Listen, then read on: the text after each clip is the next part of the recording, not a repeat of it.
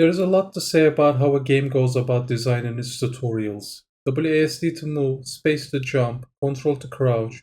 It can be done via pop-ups or an intro level that both functions as the introduction to the game and also as the tutorial for it. On this fine day, I have chosen to look at the tutorial for Cuphead and how this 2D platformer action game inspired by the cartoon style of the mid-20th century goes about doing its tutorial. There's no particular reason for my choosing the Cuphead tutorial to look at. Or would you even think there was any? The game starts with a short introduction to its world and its premise. However, we are not going to get into any of those. What we want is the tutorial, which is given to you as an option by the first NPC you come across. I don't know if you can skip the tutorial. I never skipped it. Why would I ever skip a tutorial done with this much quality and thought? So, the tutorial starts. Your character is in a blank space, a sheet of paper. It feels like the tutorial is written down on a piece of paper, like an A4 sheet of tips and tricks, but you get to enter the sheet of paper and play the tutorial in it. The tutorial is written with bold letters right above your character's starting position. To the right, you can see the game with its first tutorial, instructing you to crouch. After that, the stakes get even higher as it tells you how to jump. The game has a short and long jump. To jump longer, you need to press and hold the jump button longer as well. You see your first obstacle in front of you, a cube, drawn with its three sides showing, and the outline of its background highlighted with light dots. The surfaces of the cube is drawn in a way to showcase the light hidden in it.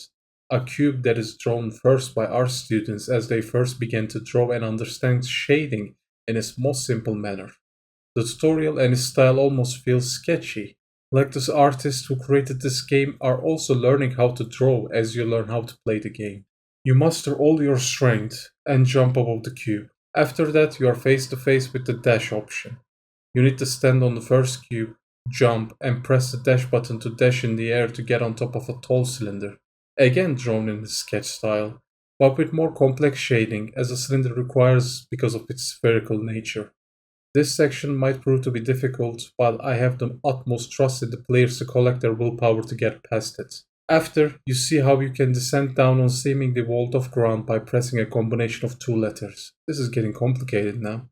You see the arrow pointing downwards going through the platform you're on, almost like the letters and the tutorials not pasted outside of the 2D plane, but they are a part of it, making the tutorial feel more connected with the world of the game. After we are done with the movements, we learn how to shoot. Singular bullets or rapid fire by holding down X. You even learn 8-way aiming by holding RB. The game wants you to prove your worth by aiming towards a target on top of a rectangle with a pyramid on top, almost like a house. The shapes are again sketchy, but the target seems to fall more in line with the art style of this game, with much less shading and wobbly outlines that move as the VHS?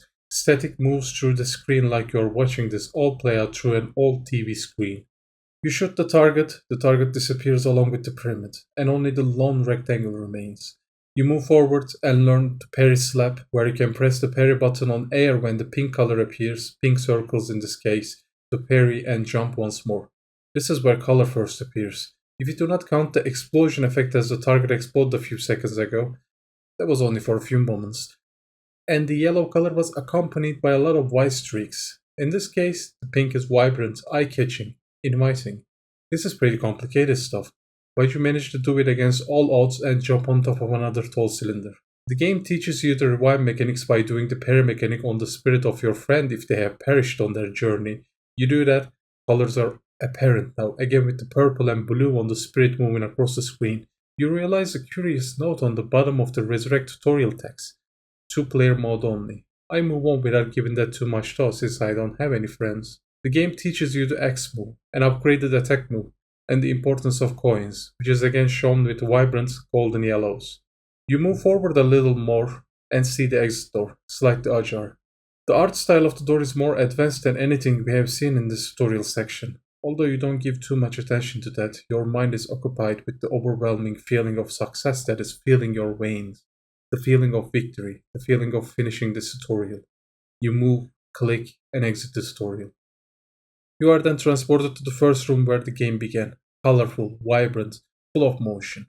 You can go forward and click on the table again with the paper, pencils, and what I assume to be ink to replay the tutorial as many times as you want.